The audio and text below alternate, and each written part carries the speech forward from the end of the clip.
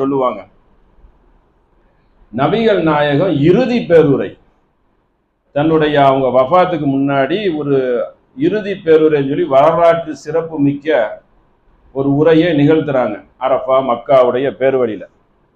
அப்போ அந்த இறுதி பேருரையில பல கூட்டம்னா லட்சம் கூட இருக்கும், அந்த அளவுக்கு பெரிய ஒரு கூட்டத்தை வந்துட்டாங்க இஸ்லாத்துல. அப்போ என்ன ஆகுது என்று கேட்டால், சில சகாபிகள் யமன் வாசிகள் அவங்க இது புகாரிலே இதுவும் பதிவு பண்ணப்பட்டிருக்கு.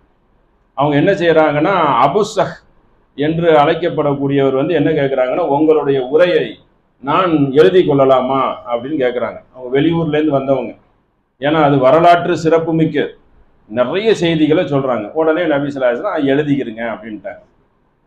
அந்த ஒரு செய்தி தான் கடைசி காலம். இதை முன்னுதாரணமாக காட்டக்கூடாது. கடைசி காலம் அதான், அதுக்கு பேர் ஆஹிரி காலம், இறுதி பேருரை. அதுக்கப்புறம் பெருசா ஒரு பேருரை நிகழ்த்தினது கிடையாது. இதை ஆதாரமா காட்டுவாங்க ஹதீஸில். இந்த ஒன்று தான் இந்த மாதிரி முதல் ஆரம்ப காலத்துல கிடையாது. ஏன்னா இறுதி பேருரையில தான் அல் யௌம அக்மலக்கும் தீனக்கும், என்னோட உங்க மார்க்கம் முடிவடைந்து விட்டதுன்னு சொல்லிட்டாங்களே. அதுக்கப்புறம் நீ எழுதுனா என்ன, மார்க்கத்தை தான் முடிச்சு வேதத்தை கொடுத்தாச்சே. அப்போ அதுக்கு இடையில ஹதீஸுகள் 1-2 எழுதப்பட்டது.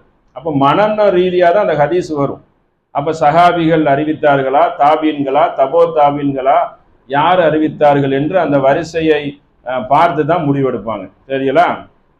அந்த ஹதீஸுடைய அளவுகள். இப்போ அந்த ஹதீஸ் ஆதாரமற்ற ஹதீஸு பார்க்கறதுக்கே வேடிக்கையா இருக்குன்னு நம்ம சொன்னோம்ல, நிறைய ஹதீஸ் இருக்கு. ஒரு உதாரணத்துக்கு நேற்று நம்ம சொல்லணும்னு சொன்னோம், அதுல ஒரு அந்த ஹதீஸை சொல்லும். இது புகாரில வரக்கூடிய ஒரு நபி மொழி, 3849. ராய்த ஃபில் ஜாஹிலியா கிரதத்தன்னா குரங்கு, ஜமவு அலைஹா கிரதத்தன் கது ஜீனத். நேற்று நம்ம சொன்னோம், அந்த உங்களுக்கு அந்த ஹதீஸை விரிவாக சொல்லிடணும். அது என்ன சொல்றாங்கன்னா, அறியாமை காலத்தில் கிரதத்து குரங்கு ஒரு பெண் குரங்கு கிட்ட பல பேர் சேர்ந்து கொண்டு அதுல என்ன செய்யறாங்க, அந்த குரங்கோட விபச்சாரம் செஞ்சுட்டு. எவ்வளவு வேடிக்கையான ஹதீஸ்ன்னு பார்த்துக்கிறேங்க. உடனே அந்த குரங்கெல்லாம் ஒன்று கூடி என்ன தெரியுமா சேர்ந்துச்சு, ஃபர ஜமுத்துஹா, ஜம்முன்னா ஒன்று கூடிட்டு, குரங்கெல்லாம் ஒன்று கூடி மாகும் என்ன தெரியுமா செய்யணுமா, எல்லாத்தையும் கல்லெறிந்து தண்டிப்பதை நான் கண்டேன் அப்படின்னு சொல்லி அம்ரு இப்னு மைமுனா அவங்க அறிவிக்கிறாங்க. புகாரில வருது 3849, 3849. குரங்குடைய ஹதீஸை நம்ம சொன்னோம். நம்ம குரங்குக்கு ஒரு ஹதீஸை எழுதி வச்சிருக்கிறாங்க. இதை உண்மைன்னு நம்பலாமா? அது ஜாஹிலியா காலத்துல நடந்தது. ஏன்னா புகாரில இருந்தா நம்பணுங்கிறது தான் எதிராளிகளுடைய சட்டம், கட்டாயமா நம்பணும். நம்ம ஆய்வு பண்ணி குரானோட சரியா இருக்குதான்னு பார்த்து நம்புவோம். அவங்க அப்படி கிடையாது, கண்ணை மூடி கொண்டு நம்புவாங்க. அப்ப இந்த ஹதீஸை நம்பினா அவங்க என்ன தெரியுமா செய்யணும், குரங்கு அப்படி நடந்தா அதுக்கு அவங்க அந்த தண்டனையை கொடுக்கணும். இல்லைன்னா தண்டனையை கொடுங்கன்னு சொல்லி ஃபத்வா கொடுக்கணும். அப்படி கொடுக்க மாட்டாங்க. அப்ப இப்படி ஒரு ஹதீஸ் இருக்குது. அடுத்து ஒரு ஹதீஸை பாருங்க. அன்சாரி அங்க குலத்தை சார்ந்த ஒருத்தவங்க, இது ரொம்ப பிரபலியமான ஹதீஸ். உம்மு ஹராம் என்று சொல்லக்கூடிய அவங்க வீட்டுக்கு நபிகள் நாயகம் ஸல்லல்லாஹு அலைஹி வஸல்லம் அடிக்கடி போயிட்டு வருவாங்க. ஹதீஸை பார்த்துக்கிறேங்க, 4-5 ஹதீஸ் தான். அப்புறம் இதுவே பேரும், ஏன்னா இதுவே ஹதீஸா பேரும். சரிங்களா? அதுக்கப்புறம் நம்ம சூனியத்துக்கு பேரணும். சூனியத்துல அந்த ஹதீஸை வச்சுதானே நம்புறாங்க. அதை நம்பக்கூடாது என்பதற்கு உண்டான அந்த சான்றுகள். இந்த மாதிரி தான் ஹதீஸுடைய தன்மை இருக்குங்கிறது. நபிகள் நாயகத்துடைய அந்த கண்ணியத்தை எப்படி சீர்குலைக்கிறாங்க பாருங்க. சத்தம் வருது, இது பார்த்துக்கிறோங்க. அப்போ அந்த உம்மு ஹராம் ஒரு பெண்மணி வீட்டுக்கு போயிட்டு வருவாங்க. அது பல மாதிரி சொல்லப்படுது, சொந்தக்காரங்க அப்படின்னு சொல்லப்படுது. ஆனா மஹரம் இல்லாம போகக்கூடாது. நபிகள் நாயகம் அப்படி போக மாட்டாங்க. ஆனா ஹதீஸ்ல எப்படி வருது, உம்மு ஹராம் வீட்டுக்கு போவார்கள், நபி ஸல்லல்லாஹு அலைஹி வஸல்லம் அங்கே உறங்குவார்கள். உறங்குறது மாத்திரம் இல்லை, உறங்குனா கூட ஏதோ ஓரத்துல உறங்குனாங்கன்னு சொல்லிடலாம். நபி ஸல்லல்லாஹு அலைஹி வஸல்லம் தலையில் அந்த அம்மா பேனை பார்ப்பார்கள் அப்படின்னு நபிமொழி வருது. புகாரில 2789, 2800 இப்படி வரிசையா போகுது. சியாம்பி கடைசியா 7002. இது இல்லைங்கிறதுக்கு ஒரு உதாரணத்தை சொல்லணும்ல. இப்படி ஒரு ஹதீஸ் இருக்குது, புகாரியில் இருக்குது. இதற்கு இல்லைங்கிறதுக்கு ஒரு இதை நிறுவனம். எப்படி? ஆதாரபூர்வமான இன்னொரு நபி மொழியை பாருங்க. நபி ஸல்லல்லாஹு அலைஹி வஸல்லம் வந்து இஸ்லாத்தை ஏற்றுக்கொள்வதற்கு அன்னைக்கு இருந்த மாற்று மத மக்கள் வருவாங்க, குஃபார்கள் பல பேர் வருவாங்க, யூதர்கள் வந்து ஏற்று சொல்ல, அல்லாஹ் வந்து நீங்க வந்து துஸ்ரிக்கு பில்லா, அல்லாவுக்கு முதல்ல இணை வைக்கக்கூடாது, கொலை செய்யக்கூடாது, வட்டியை உண்ணக்கூடாது, அனாதையின் சொத்தை அபகரிக்க கூடாதுன்னு சில பட்டியல் போடுவாங்க. அதுல ஒரு பட்டியல் போடச்சுல அதனுடைய முக்கியமான செய்தி என்னன்னு கேட்டா, எல்லாத்திட்டையும் அந்த கையில வந்து உறுதிமொழி வாங்குவாங்க. அப்போ பெண்கள் இருப்பாங்க தெரியுமா, அவங்கள்ட்ட அந்த கையை கொடுக்க மாட்டாங்க. அப்போ பெண்களிடம் கையே தொடாத அளவுக்கு வாழ்ந்த நபிகள், நபி ஸல்லல்லாஹு அலைஹி வஸல்லம் அவர்கள் ஒரு பெண்மணியிடம் தலையை கொடுத்து பேன் பாருங்கன்னு சொல்லி அனுமதிப்பாங்களா? ஏதோ ஒரு தவறுதலில் ஒரு கொலாப்ஸில் அந்த ஹதீஸ் உள்ள இடம் பெற்று இருக்கும். இதை அப்ப இந்த ஹதீஸ் என்ன சொல்றீங்க? யாரிடமும் கை ஒரு சத்தியம் வாங்குறதுக்கு ஆண்கள்ட்டெல்லாம் கை வாங்குவாங்க, உடன்படிக்கை. பெண்கள்கிட்ட கையை கொடுக்க மாட்டாங்க. அப்ப எப்படி அவங்க தலையை கொடுத்தாங்க? தலையை மட்டுமா கூட பக்கத்தில் உறங்கினார்கள் என்று புகாரியில் இருக்கு. இதை வந்து பயங்கரமான சர்ச்சைக்குரியது. பல பேர் ஏத்துக்க மாட்டாங்க, சில பேர் இதை நம்பணுங்குவாங்க. நம்பணுங்கிறதுக்கு என்ன தெரியுமா சொல்லுவாங்க? நபிகள் நாயகத்துக்கு சொந்தக்காரங்குவாங்க. சொந்தக்காரங்களான அவங்க தனிமையில் இருந்தார்கள். முதல்ல சொந்தக்காரங்க கிடையாது, அவங்களுடைய வம்சத்துல உள்ளவங்க. எப்படியும் ரொம்ப தூரத்து உறவு. தூரத்து உறவா இருந்தா மகரம் இருந்தா உள்ள போகக்கூடாது, மகரம் பார்க்குவாங்கள. அப்போ சரி போனாங்கன்னு இருக்கட்டும், வேற செய்திகள்லாம் ஆபத்தா இருக்குத. தலைக்கு பேன் பார்த்தாங்க, மடியில போட்டு பேன் பார்த்தாங்கன்னு வருது. அப்போ அந்த மாதிரி இருக்குது புகாரியில. இது நிறைய நம்பர்கள்ல இருக்குது. இதையும் கவனிச்சுக்கணும், இதையும் தள்ளுபடி செய்திடணும். இதை பார்த்துக்கிறங்க. இப்படி ஒரு ஹதீஸ். அடுத்து ஒரு ஹதீஸை பாருங்க. புகாரில 1339. எப்படிப்பட்ட ஹதீஸ் என்று சொன்னால், மூசா அலைஹிஸ்ஸலாத்து வஸலாம் அவர்களுடைய உயிரை எடுப்பதற்கு மலக்குல் மௌத் வர்றாங்க. எப்படி வர்றாங்க? கால அர்சல மலக்குல் மௌத் இலா மூசா, மூசாட்ட வர்றாங்க அலைஹிஸ்ஸலாம், அவருக்கு மேல அவங்க கிட்ட வர்றாங்க. லம்மா ஜாஉ சகத, மூசா என்ன தெரியுமா செய்யறாரு? மலக்க ஓங்கி பொடார்னு ஒரு குத்து விட்டுறாரு. மலக்க முதல்ல குத்த முடியுமா? மலக்கு எப்படி இருப்பாங்க? பயங்கரமான ஒரு தோற்றத்துல இருப்பாங்க. அது இல்லாம மலக்குடைய தன்மை என்னவென்று கேட்டால், அல்லாஹ் ஒரு கட்டளையை போட்டால் அதற்கு மலக்குகள் கட்டுப்படுவாங்க. முன்னையும் பேச மாட்டாங்க, பின்னையும் பேச மாட்டாங்க. அப்ப எப்படிப்பட்டானது? ஒரு உயிரை எடுக்க வந்தா அந்த உயிர் எடுத்தே தீருவாங்க. அல்லாஹ்வுடைய மரபுல இருந்து மாறாது. எந்த இடம், எங்க மௌத்தாவது, எந்த நேரத்திலாவது எல்லாமே எழுதப்பட்ட ஒண்ணு. அஜலி முசம்மா, விதிகள் முடிக்கப்படுறது. அப்ப என்ன சொல்றாங்க? மலக்கை போ அப்படின்னு சொல்லிட்டு குத்து விடுறாங்க. மலக்க குத்து விட முடியுமா? மலக்கு பூமியை பெரட்டி விட்டுட்டு போயிருவாரு. அவ்வளோ சக்தி உள்ளவர். இங்க இருந்தா 100 ஆள் படைக்கப்பட்டவர், இங்க இருந்தா மேல போயிருவாங்க. அப்போ ஹதீஸ்ல எப்படிப்பட்ட ஹதீஸ் இருக்குங்கிறது இதெல்லாம் தெரிஞ்சு வச்சு இந்த மாதிரி சிறுகளை ஆதரிக்கச்சுல நீங்க ஹதீஸ்ல என்ன சொல்றீங்க, ஹதீஸ்ல இப்படியெல்லாம் இருக்க அப்படிங்கிறதையும் ஒரு வளையத்துல பேசணும். அப்ப இந்த மாதிரி என்ன இருக்கு? அவர் அனுப்பிட்டார். அனுப்பினதுக்கு அப்புறம் என்ன தெரியுமா மலக்கிட்ட பேசுறாரு மூசா நபி? அதையும் கேட்கணும். எனக்கு இன்னும் கொஞ்ச நாள் வாழணும். போ, எப்படி வாழணுமா? எப்படி வாழணுங்கிற விஷயத்தை கேளுங்க. எப்படி தெரியுமா வாழணுமா? அவர் வந்து ஒரு மாட்டுடைய முடியில வந்து கையை வைக்கணுமா. கையை வச்ச உடனே அதுல எத்தனை ரோமங்கள் இப்படி வருதான், எப்படி பாருங்க, ரோமங்கள் முடி வருமோ, அதுல முடி வந்து அவ்வளோ வயசு நான் இருக்கணும். மூசா நபி எத்தனை வயசு வரைக்கும் வாழ்ந்தாங்கன்னா ஆதாரம் கிடையாது. சரிங்களா? ஆதாரம் ஒன்று நூஹ் நபிக்கு இருக்கு, 950 வருஷம் வாழ்ந்தாங்க அப்படின்னு சொல்லி நபிகள் நாயகத்துக்கு இருக்கு.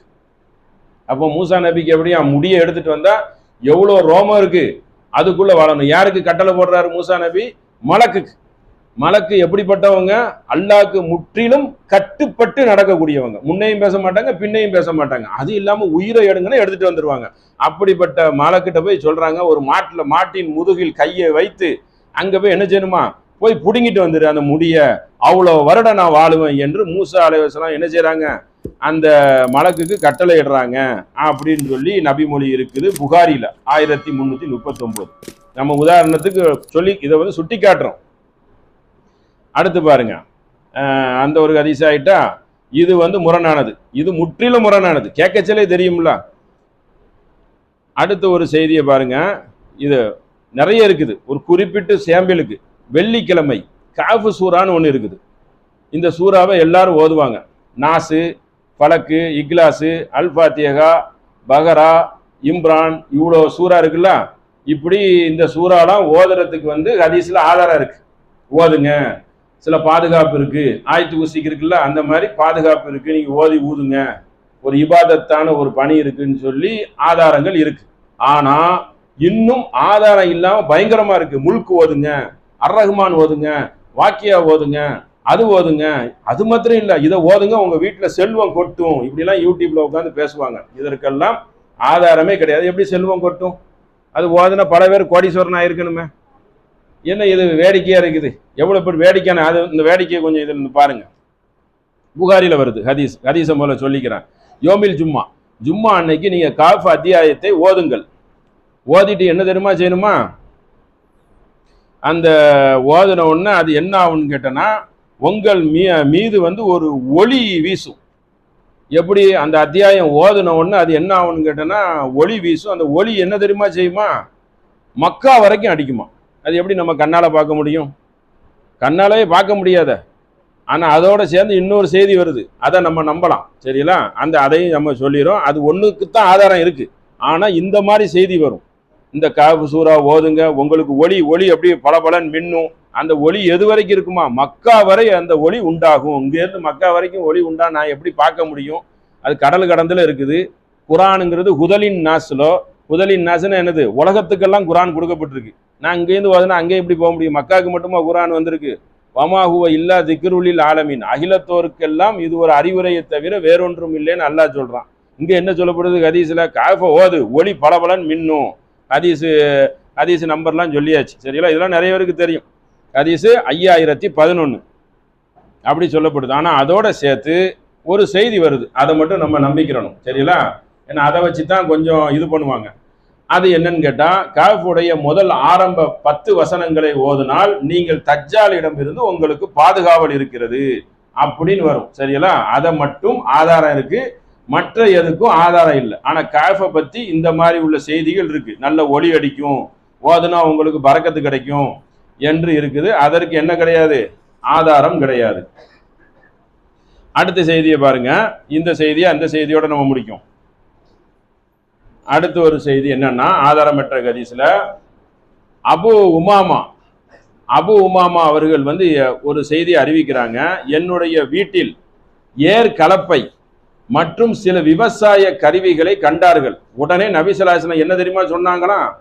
யார் வீட்டில் இந்த கருவி இருக்குதோ, எந்த வீட்டுக்கு இந்த ஏர் கலப்பை புகுந்து விட்டதோ அந்த வீடு என்ன ஆகுமா? அது ஒரு இழிநிலையாக ஆகிவிடும். புகாரியில வந்து 2321. ஏர் கலப்பை இருக்கக்கூடாது, ஏறு செய்யக்கூடிய கருவிகள் இருக்கக்கூடாது. இந்த சாதனங்களெல்லாம் என்ன ஆகுமா? அந்த வீடு வந்து இழிநிலையாயிரும் அப்படின்னு சொல்லி ஒரு நபிமொழி இருக்குது. ஆனா அல்லாஹ் குரான்ல என்ன சொல்றான்? நிறைய வசனங்கள்ல, உதாரணத்துக்கு 56, 63ல நீங்கள் பயிரிடுவதே எத்தஃபக்கரூன், சிந்தித்தீர்களா? அது எப்படி முளைக்க செய்கிறீர்கள் என்று சிந்தித்தீர்களா?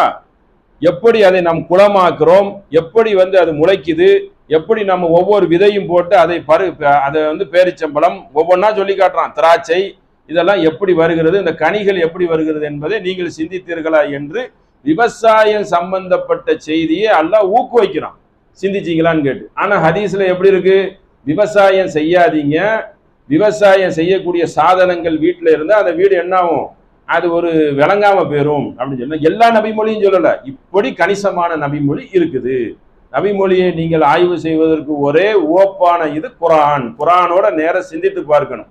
குரானுக்கு எதிராக இருந்தால் நபிமொழி என்னது? ஏதோ மிஸ்டேக் நடந்திருக்கு என்று நம்ம அதை என்ன செய்யணும்? நிராகரித்து விடணும்.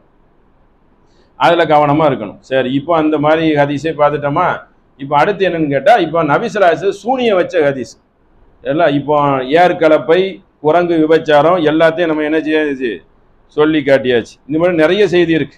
அதாவது ஆதம் நபியை படைக்கவில்லை என்றால் நான் அந்த உலகத்தையே படைத்திருக்க மாட்டேன், அபுதாவுதுல ஹதீஸ் வருது. இப்படியெல்லாம் இருக்குது.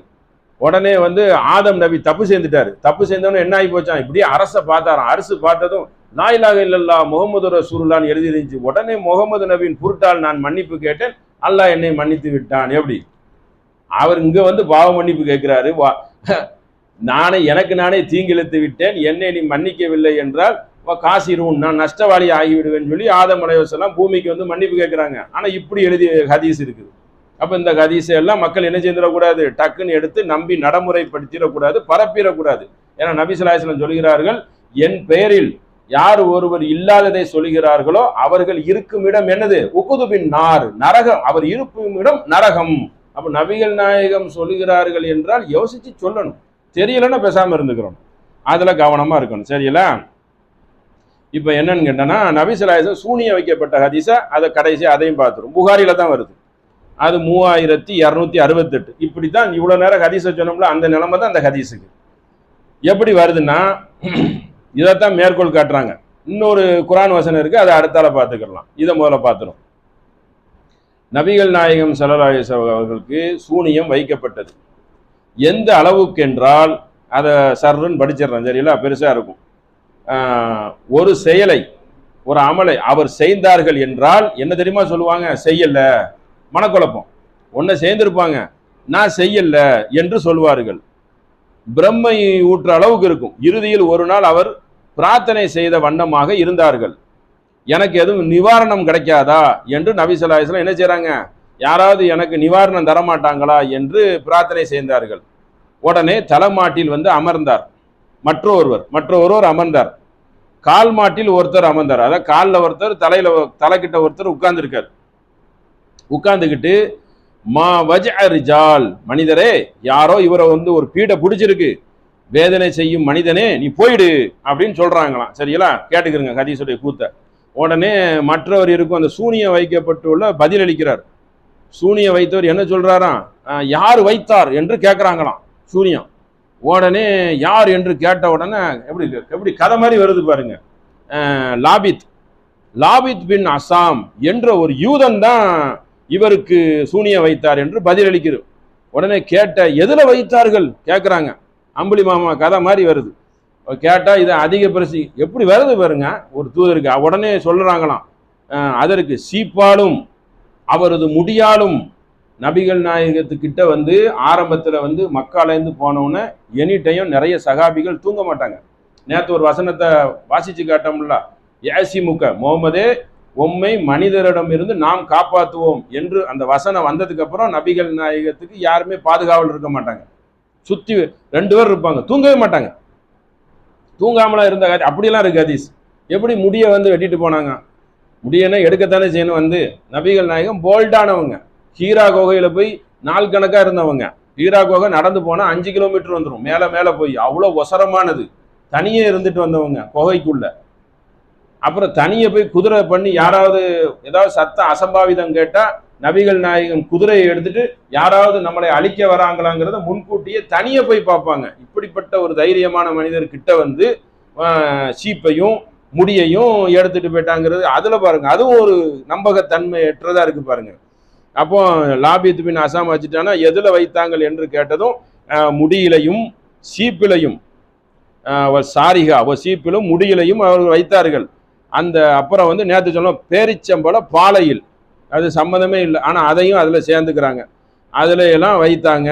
வைத்துட்டு அது எங்கே இருக்கிறது என்று கேட்டாங்க. இதெல்லாம் எங்கே இருக்குன்னு கேட்குறாங்க. ஏன்னா கால் மாட்டிலையும் தலை மாட்டிலையும் ஒருத்தர் வந்து உட்கார்ந்துருக்காங்களாம். எவ்வளோ வினோதமாக இருக்கு பாருங்க.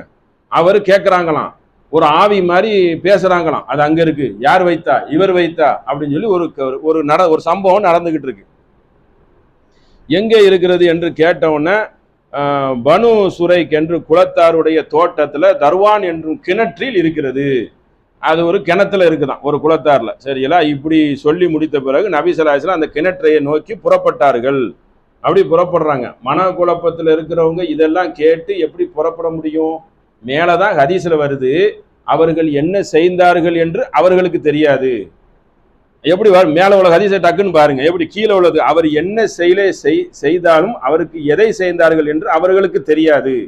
மனைவியிடம் இன்னும் இந்த ஹதீஸ் வந்து 7-8 வகையா வரும். ஒன்னதான் படிச்சு காட்டிருக்கேன். இதே ஹதீஸ் திரும்ப திரும்ப சின்ன சேஞ்ச் ஆகி வந்துகிட்டே இருக்கும். இன்னொரு இடத்துல எப்படி வரும்னா, மனைவியிடம் கூடினார்களா இருந்தார்களா என்று தெரியாது.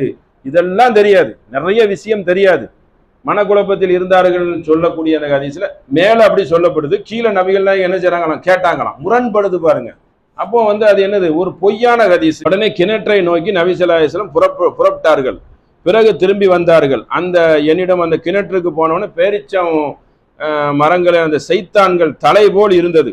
அல்லாஹு குணப்படுத்தி விட்டான், அல்லாஹு குணப்படுத்தி விட்டான், அது மக்களிடத்தை குழப்பத்தை கிளப்ப வேண்டாம் என்று அஞ்சினேன் என்று நபி ஸல்லல்லாஹு அலைஹி வஸல்லம் பதிலளித்தார்கள் என்று இப்படி புகாரில 3268 வருது. சரிங்களா? இதோடைய சுருக்கமான அம்சம் என்னன்னா, ஒருத்தன் சுருக்கமா ஒரு யூதன் நபிகள் நாயகத்துக்கு சூனிய வைக்கிறான், சில சாதனத்தால் வைக்கிறான். 3 சாதனங்கள் பொருள்கள் சொல்லப்படுகிறது. சீப்பு, முடினா அவங்க முடிதான், பேரிச்சம்பழத்தின் பாலை, அதை ஒரு கிணத்துல கொண்டு வச்சிருக்காங்க. அந்த கிணத்துல பக்கத்துல 2 மனிதர் இருந்து நபிகள் நாயகத்துல பேசுறாங்க. நபிகள் நாயகம் புறப்பட்டு அந்த கிணத்துக்கு போறாங்க. அங்க இந்த ஹதீஸ். இன்னொரு ஹதீஸ்ல என்ன தெரியுமா வரும்? அதுல சில முடிச்சுகள் போடப்பட்டிருக்கும் அப்படின்னு வருது. கைது எண்ணத்தை முடிச்சு, அந்த முடிச்செல்லாம் அதுல முடிச்சு 1 2 3 அந்த பித்தலாட்டை அந்த வரும்புல இருக்குன்னு சொன்னோம், அந்த மாதிரி மாயாஜால வேலைகள்லாம் அப்படியெல்லாம் எடுத்து முடிச்சே எடுத்தார்கள். உடனே நபி ஸல்லல்லாஹு அலைஹி வஸல்லத்துக்கு அது குணமாயிட்டு. இது ஒரு வகை. கடைசியில் இதை குணப்படுத்துறதுக்கு தான் அடுத்து ஒரு செய்தி. இதை குணப்படுத்துவ டயத்துல தான் நபி ஸல்லல்லாஹு அலைஹி வஸல்லத்துக்கு இக்லாஸ் இல்லை, அந்த முக்கியமாக அந்த நாசு ஃபலக்கு இந்த 2 சூறாவை சொல்லுவாங்க. அந்த நேரத்தில் அருளப்பட்டது என்று அந்த 2 சூறாவுக்கும் அடுத்து வச்சுக்கிடுவோம். இதுதான் இந்த சூனியத்துக்கு சம்பந்தமாக சொல்லப்படக்கூடிய ஹதீஸ். இது நம்பகத்தன்மை வாய்ந்ததாவா இருக்குது. இவ்வளோ நேரம் ஆதாரமற்ற ஹதீஸை பார்த்தோம். சூனியம் கிடையாதுன்னு நபிகள் நாயகம் கண்டித்த ஹதீஸுகளை அதிகமாக 2 நாளாக பார்த்தோம். அப்போ எப்படி நபிகள் நாயகம் வைக்க முடியும்? அந்த ஹதீஸை பார்க்கச்சலே வைக்க முடியாதுன்னு என்று தெரியுது. அதை கவனத்தில் வைத்துக் கொள்ளணும். அப்போ என்னது? நம்பகத்தன்மை எற்றது. குரானுக்கு முரணாக வந்தால் ஹதீஸை என்ன செய்யணும்? நீக்கி விடணும்னு சொல்லி வருஷம் போல இப்போ ஒரு 7-8 ஹதீஸை படித்து பார்த்தோம். இன்னும் நிறைய ஹதீஸை இந்த மாதிரி பார்க்கலாம், நிறைய ஹதீஸை பார்க்கலாம். அப்போ அந்த மாதிரி எடுத்துக்கொண்டு இதை தள்ளுபடி செய்திடணும். நபிகள் நாயகத்துக்கு வைக்கவே முடியாது. சாதாரண மனுஷன் நமக்கே ஒன்றும் செய்ய முடியாது. அவனால் யாராவது ஒரு எதிரோடு சாதாரண மனிதர் இருப்பான், அவனுக்கே ஒன்றும் பண்ண முடியாது. நபிகள் நாயகத்துக்கு எப்படி பண்ண முடியும்? இபாதத்தின் உச்சம், அல்லாவை அஞ்சக்கூடியவர்கள். அப்போ இப்படியெல்லாம் இருக்கக்கூடியவங்க இறை தூதர், அல்லாவுடைய ஒரு தொடர்பில் இருக்கிறாங்க. அல்லாஹ் வேற மனித குலத்திலேருந்து உன்னை காப்பாத்துறன்னு சொல்லி வசனத்தை இறக்கி இருக்கிறான். இதெல்லாம் பார்க்கச்சல ஏதோ ஒரு தவறு நடந்திருக்கு இந்த ஹதீஸ்ல அப்படிங்கிறத எடுத்து ஹதீஸை தூக்கி போட்டுட்டு போய்கிட்டே இருக்க வேண்டியதுதான். அப்படியே செய்ய முடியும்னா இன்னைக்கு அவன் செய்து காட்டணும். சரிங்களா? அப்படி புரிந்து கொண்டால் இலகுவாக ஆகிவிடும்.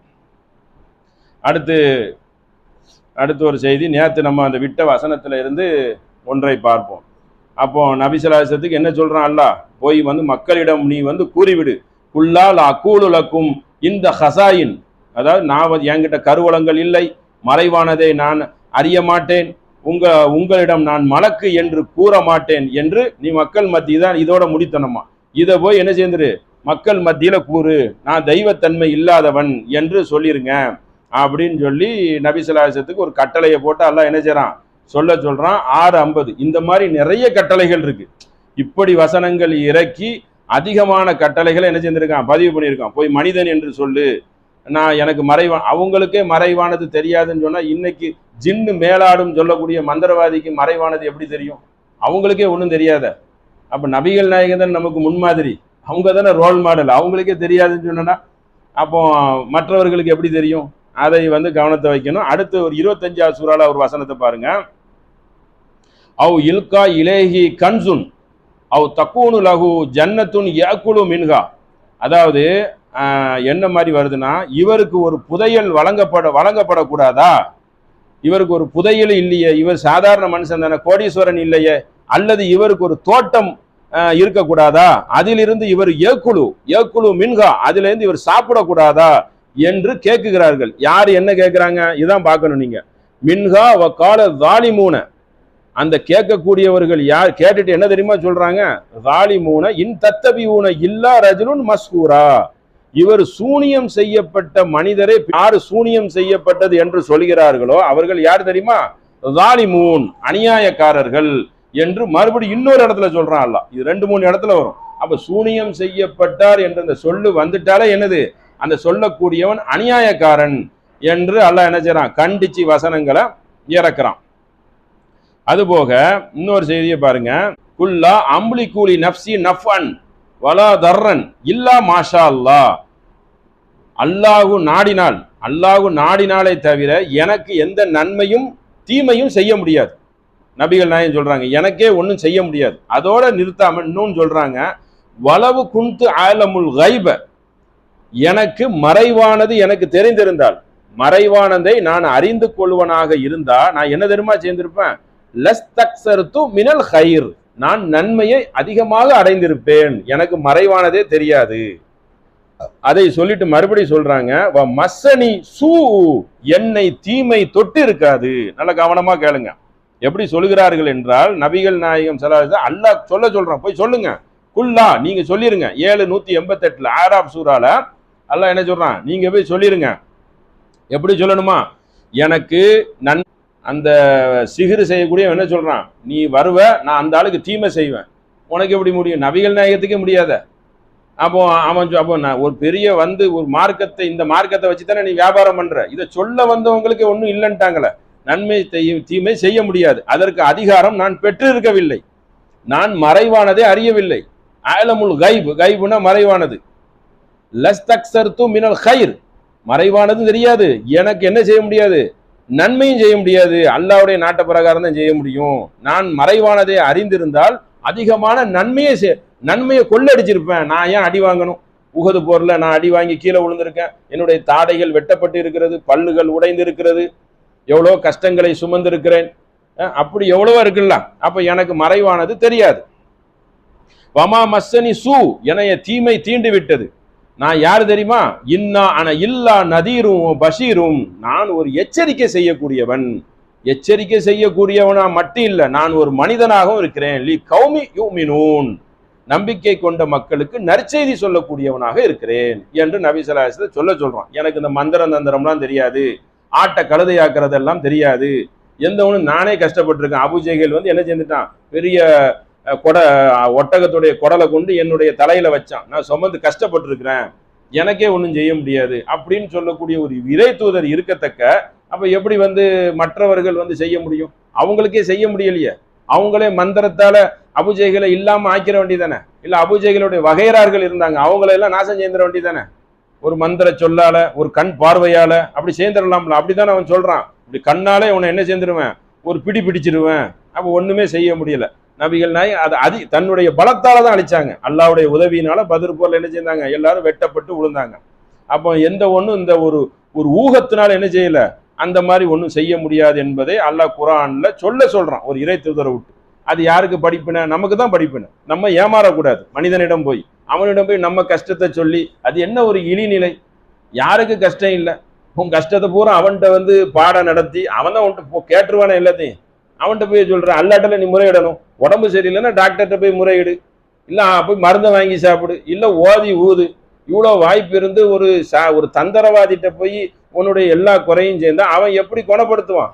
அல்லாஹ் குணப்படுத்த காரியத்தை அவன் குணப்படுத்துவான் நம்புறிய? நம்புறதே என்னது? மிகப்பெரிய ஒரு முட்டாள்தனமான ஒரு செயல். நம்புறதே அல்லாஹ்வுடைய ஈக்குவல் அந்த இடத்துல கொண்டு அவனை வைக்கிற. அல்லாஹ் தானே செய்வான், அவனை குணப்படுத்துவான். அல்லாஹ் நான் தான் குணப்படுத்துவேங்கிற வசனங்கள் இன்னும் இருக்கு ஏராளமாக.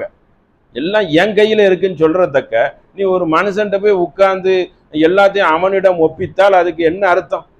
உன்னுடைய குடும்ப சூழ்நிலையாகட்டும், கல்யாணமாகட்டும், தேதி குறிப்பது ஆகட்டும், எந்த பிரச்சனை வந்தாலும் என்ன மாதிரி இருக்கிற அவங்ககிட்ட போய் நம்ம உட்கார்ந்து கஷ்டத்தை சொல்லக்கூடியவனாக இருக்கிறோம். அந்த செயலில் அந்த ஈனத்தனமான காரியத்தில் ஒரு மூமின் போகக்கூடாது. போனா உன்னுடைய அல்லாஹ் மேல இருக்கிற நம்பிக்கை என்ன வச்சிருக்கேன்னு சொல்லி அல்லாஹ் கேட்குவான். குர்ஆன் ஒவ்வொரு வசனமும் இருக்குது.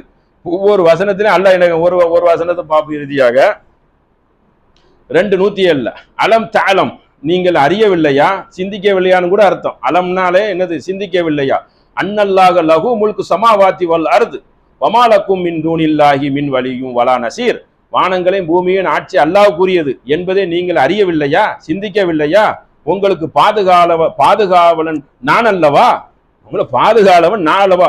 உதவக்கூடியவன் நான் அல்லவா? நசீர்னா உதவியாளன் என்பதை நீங்கள் அறியவில்லையா?